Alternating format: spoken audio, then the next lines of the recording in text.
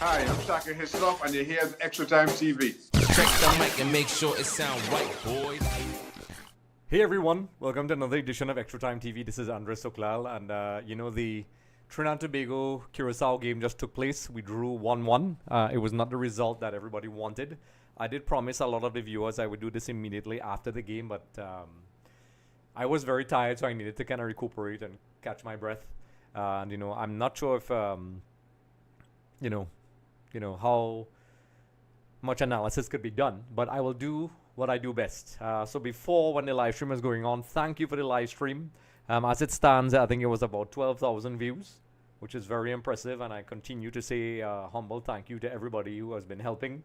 It's been great. Like I said, don't forget to like and subscribe and all these things and support the channel. But we're going to get straight into it. Trinidad and Tobago drew this game. It's very difficult to summarize this quickly, and I'm going to try to do it quickly, even though this is live. The first thing I'll do is tell you that we'll be starting our weekly EXTV live episode. We'll not do, maybe do 30 minutes and so on a week, and the topics will be pretty fine, and of course you all could interact, and we'll have a Q&A as well. But anyway, let's get into the football. So we drew, we wanted to win, and it was 1-1 in the 19th minute from Kenji Gore from Curaçao and Tyrese Spencer. So the first thing I'm going to talk about is a goal from Curaçao. Trinidad were in the momentum, and eventually Curaçao was able to attack down the wings and get that equalizer. And we'll look at all the formations and so on if anybody's live on now, really quickly, because usually people give a lot of emotional reactions, but we're going to look at the data that we got from SofaScore to really break down the game. But I'll be honest, it's not the ideal result. We wanted to get, end up with 6 points, 3 points, sorry. We didn't get that. And it's not the end of the world, but we'll break down that. So as it stands, the group standings are Jamaica 9, Curaçao 8, Trinidad and Tobago 5, Bermuda 0. And as you can see there, we could work out various scenarios. We have to play Jamaica at home still, and we have to play Bermuda at home. So, no game is a foregone conclusion, but we have to get 6 points. It is entirely possible. Nothing is 100% possible, but it's entirely possible. We can get 3 points against Bermuda and then Jamaica. And then we're going to hope, that Jamaica, I would think, defeats Curaçao in the next game and kind of keeps them on 8 points. So that way we could leapfrog them. That's honestly how I see the best scenario for us. I know this is really late, but, I wanted to do this before... before I lose my senses. So also I'm going to get into it. We had formations and so on. We do have shot maps and all these things. So I will get into all of that. But I'd really like to hear your thoughts in the comment section when you're done, what you think about these games. So let's take a look at the lineups. This is the lineups that took place here. Trinidad and Tobago versus Curaçao. And as you can see here, 4-3-3 versus a 5-4-1. And I'm not very, I'm okay with the formation. I understood why he did what he did. It was an attempt to crowd out the fluidity of the Curaçao team. They're not a very high goal scoring team, so I could understand the logic behind it. Molly Khan was used instead of the usual duo of Phillips in there, and it didn't work that well. Trinidad started off in the ascendancy. However, as the game went along, I think Trinidad and Tobago, Dick Advocat was able to neutralize that. So as you can see here, the 4-3-3, Curaçao was able to, get that goal. And I'll break down some more details here. I have all these stats here. I'm going to try to pull up the momentum maps, which I'm going to pull up here. Once again, courtesy the kind folks of SofaScore. So just to explain what you're seeing here. This indicates, the various moments in the game momentum where, you could see which team was in the ascendancy and which team wasn't. A lot of people like to see it visually, but now we have these wonderful charts. So on the top of the chart in the middle, just under the 1-1 scoreline, you could see where the goal was scored with the total football indicators. And as you can see, throughout the entire match, with little spikes, Curaçao did not have much momentum. As you could see in the second half, When we equalized, you could see that they stepped it up a bit, and those little areas that were leveled off was when it was pretty equal. So you could see the first goal was when pretty much right after we had a pretty dominant set of play. They were going down the wings, and eventually they got through on the right side. I figured, they could have done better to stop the cross, and eventually it fell to Cardines, who's one of my favorite players, and he wasn't able to clear it properly and basically gifting a shot. To the team's credit, they did create a lot of chances, and you could see when we scored, there was domination, and after the goal was scored, we increased domination with some large spikes, and then they did. So, it gives you a good understanding of the flow of the game. A very good understanding for the flow of the game. And, I'll be honest with you folks, I wasn't entirely displeased with the result. If you take the context out of World Cup qualifying in play, it's a good result to get away from home. So I'm going to pull up the shot maps. In fact, I'm going to pull up Rio Cardin's stats because he was my man of the match, but it's very difficult to choose one. So for score chose Elroy Room with all the saves he made, and you'll see why just now. So as you can see here, Rio Cardins. Obviously, he played the full 90 minutes. He got that assist because his cross went into the far post to Kevin Molino, who we'll get to in a little while. And, he laid it off to Cardines, who blasted it in. So he got 3 big chances. He was very good with free kicks. And, I would say very impressive. Very, very impressive with how we did things overall. Interceptions 2, recoveries 5, key passes 5. I think he has been a real asset to this country amongst other players in this particular game. He was very dominant. I know, yes, he should have done better with the clearance, and that's how it goes sometimes. And that at this level, that's how much it really hurts you. So I'm going to see if I can pull up the shot maps here. It's a lot of data, but I'm going to try to pull it up really quickly. So as you can see here from SofaScore, I'm going to try to do this a very interactive segment here, folks. So this is a Curaçao shot map. So as you can see here on the map, where I have the mouse right now, that's the one shot they got on target from goal. But all the others were shots off target, essentially. So they got a decent amount of shots in this particular area. A lot of them were rebounds, and, there was one particular shot where they hit the post. For Trinidad and Tobago, here you go. You could see all the shots. We got lots of shots on target, folks. Lots of shots on target. As you can see here, this is where the goal was scored by Cardines. All over in different areas. And, there was one straight at the keeper, of course. Now, a lot of people, goals win games. But this is a promising sign. We could have scored a couple goals. I know coulda, shoulda, woulda is the thing that a lot of people like to talk about. But, this is a game where I believe we really dropped the ball a little bit. But it's not entirely negative. It's not entirely closed. And, we'll take a look at the table just now. Let's take a quick look at the stats again. So, as you can see, there were 48% possession for Curaçao, 52% for Trinidad. We still are mathematically in there. Shots on target, 9. They got 1 shot on target, and it was, from a field clearance. And that little blitz they had down the wings. We had 18 shots, 7 on target from the set pieces. We were very strong. We hit the post a couple times. Some desperate clearances, and in the end, it is what it is. It was a very physical game, lots of fouls, big chances created, 6 by Trinidad and Tobago. So, all these things aside, I see Cartman Andy's in there, probably from Qatar. Folks, I'd like to say a special thank you for the live stream, 12,000 views and growing. That's pretty insane. Make sure to like, subscribe, share, check out our social media handles, all these things, because it really helps. We have different content on extvmedia.com. And it's not entirely closed off, but not the ideal scenario. And those 2 points that we dropped in the first game, honestly, we're feeling that now. We're actually feeling that right now. Those 2 points would have been amazing for us right now. So now we have to get those must-wins against Bermuda and Jamaica, and a lot of these things are out of our hands now to work in our favor. So optimistically, getting to the second spot, which is a playoff spot, is where we're at right now. Of course, always aiming for the top is great. We could only face what is in front of us, get our jobs done, and then, the other things we can't control. That's just kind of hoping. So it's up to Trinidad and Tobago to do their responsibility and get it done. But one thing I'd like to point out, there was one very contentious issue at the very end of the game. When we played Jamaica, there was multiple calls of VAR. It was used whenever there was an issue, and that's fine. I was mad. We scored 3 goals. They used VAR. They were disallowed. I was upset, but they were the correct calls. In this particular game, there was a very dubious foul in the last minute of the game against Spain. And I saw the replay on my feed. It was 100%, I think, at least something you look at for a penalty. And not even a look. It was not used throughout the entire game.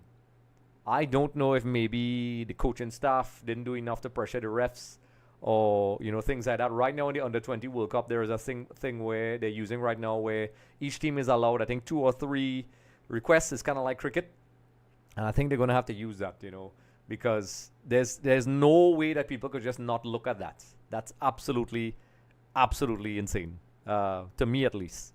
That's what I think. So like I said, I'm going to pull up the group standings here once again. Jamaica, 9 points. Curaçao, 8 points. Trinidad Tobago, 5. So we're still mathematically there. We will try to get the post-match comments from Dwight, Yorke, and so on tomorrow. And, those of you could let me know what you think in the comment section. What do you think about the tactics? I was okay with the tactics. I was very okay with the tactics. And I'm going to bring it up really quickly when I get that. Let me see really quickly. That's a good thing about live streams. Oh, there we go. So, Dwight Yorke used a 5-4-1. And I'm very okay with that. I know a lot of people are not happy with Yates, so Molly Khan came in instead of, Yates.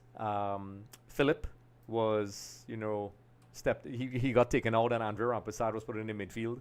And I understand this formation. Now, it looks ultra defensive, but it really isn't. It's one of my favorite formations. You have 3 centre-backs.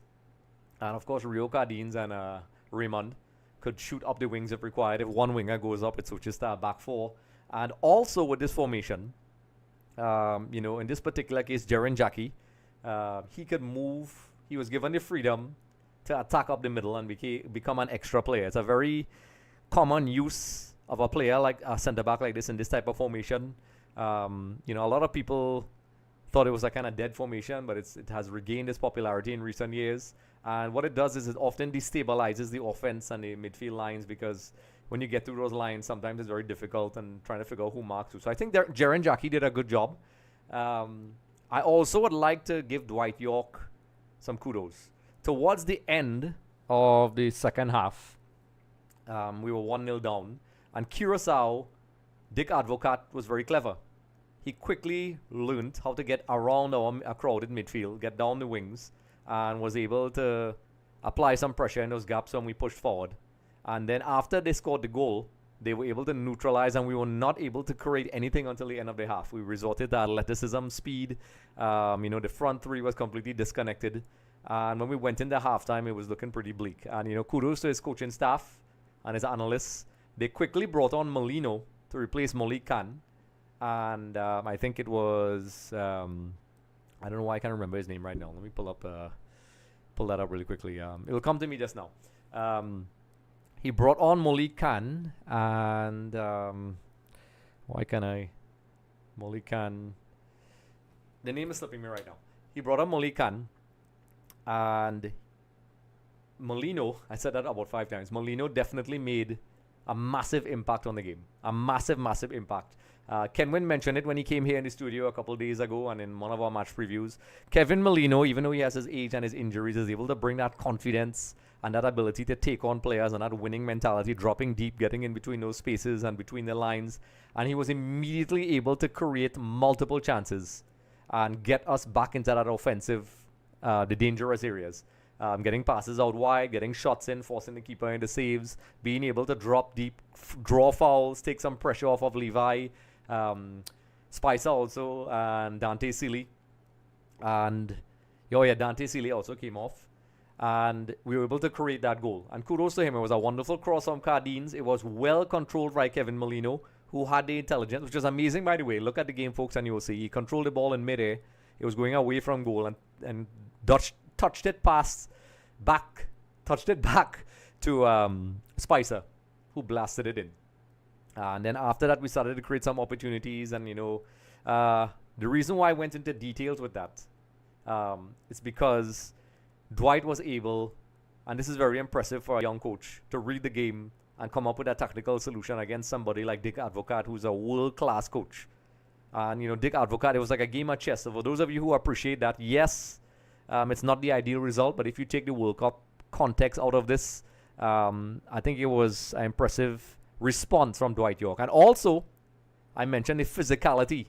One of the many things I've been doing for years on all these EXTV previews and reactions with Shaka Hislop and Kenwin and Anthony Roger and everybody else, James Beard, is that we identify that fitness has always been a problem for Trinidad and Tobago. Match fitness at international level. That we always seem to lose.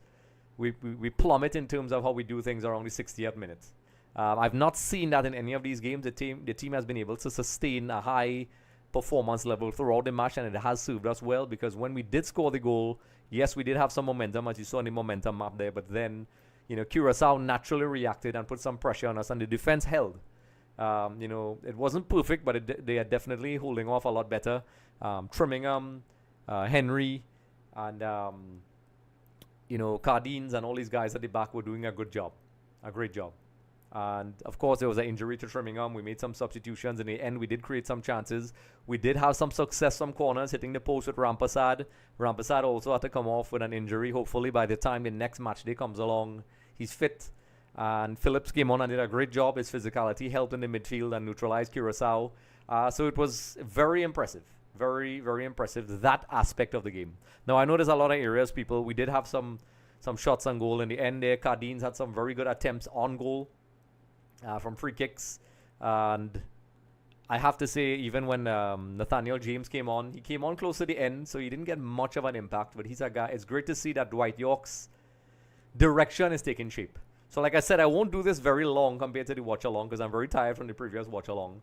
Maybe Kenwin and I will do another detailed reaction, but this is to show you, when we do the reactions, it's not just emotional. We take a look at the wonderful stats of SofaScore, and it's something, folks, we're going to have to win our next games. It's disheartening. It's not what we wanted. Those 2 points we dropped in the first game are coming back to really hurt us now. And, it's something, if we really want to get to the World Cup, we have to beat these teams and win. It is what it is. If we don't beat these teams or don't get the results, we really don't deserve to be there. Of course, I believe once it's mathematically possible, I will always keep believing. As it stands now, I think realistically getting to the playoffs, which is very difficult. I think we're going to have to play some South American team, which I believe is Bolivia. I'm not too sure the format is, so I'll check that out. That's how we're going to do it. So folks, let me know what you think. This was it was supposed to be a quick reaction, but you have to go through all these details. And what I will say is, I think if it wasn't such a do or die game and the World Cup qualification wasn't at stake, I would say Dwight Yorke has been doing a great job. It's not perfect, but I'm seeing what he's trying to do. I'm seeing the shape of the team he's trying to build, and you're seeing some progression since he played those friendlies in the Unity Cup, some of those qualifiers, even the Gold Cup. It's a shame we didn't have him before. Those friendly matches are definitely coming into play. A lot of people are talking about the grandparents' role, so we'll see what players are available and who could come in and really assist. Dwight Yorke will know the kind of players he's looking for, and to convince them to come in for the last part of the campaign. So, Jamaica defeated Bermuda. So, no disrespect to Bermuda, but that was expected. So, we'll see how it goes. So, folks, with that being said, we're going to take a last look at the table really quickly. Let me pull it up. The group standings. So, just to end things off, Jamaica on 9 points, Curaçao on 8 points, Trinidad and Tobago on 5 points. So, I'll probably have a whole video about the scenarios, but obviously we have to play Jamaica and Bermuda next. Realistically, no disrespect to Bermuda, we have a good chance, although nothing is set in football, of defeating Bermuda. I said this before, and Jamaica is a must-win, and of course that's always going to be a difficult game. Curaçao has to play Jamaica, so I'm hoping, and folks, you could let me know what you think is the best scenario for us. Jamaica knock some points off of Curaçao, so we could leapfrog them, maybe just outright defeat them. And then, once we get another win, we could jump past Curaçao and get into that second spot. So that's what I think. So with that being said, folks, I'm going to end by saying this. The live stream was a massive success, all of them. 12,000 views the last time I checked. It's highly interactive. I'm enjoying it. I'm enjoying the community and so on. And, I'll definitely be there for the next one. I do have a dilemma because I usually go to the physical games. The next 2 games will be at home. However, with such a massive response, I'm thinking I may send the other half of my team to the game and do the live streams at home. Or maybe find a location near the stadium, do the live stream, and then go do my post-match interviews after. We'll figure something out because there's no way I'm going to leave you all hanging and not do these live streams. Absolutely not. Another thing, we'll be doing a weekly episode of Extra Time TV. I'll only commit to one right now. It'll probably be 30 minutes. We'll have our specific topics, and of course, it will be live. You all could engage, and also a Q&A where you all could give your thoughts, comments, and suggestions and feedback. It's very interactive, and you could let us know the topics you want to talk about. So, and also we'll bring people in the show as well. There's a lot of content. So with that being said, folks, I would like you to like, subscribe, share. Let me know what you think about the game. I'm very exhausted, but I really think it's worth it to do these videos. And we'll see how it goes the next time around. I will probably do another follow-up video as well. So with that being said, folks, I'd like to say a special thank you for the live streams, and we'll be seeing you for the next video. So take care. Hey everyone, thanks for watching Extra Time TV. Don't forget to like and subscribe.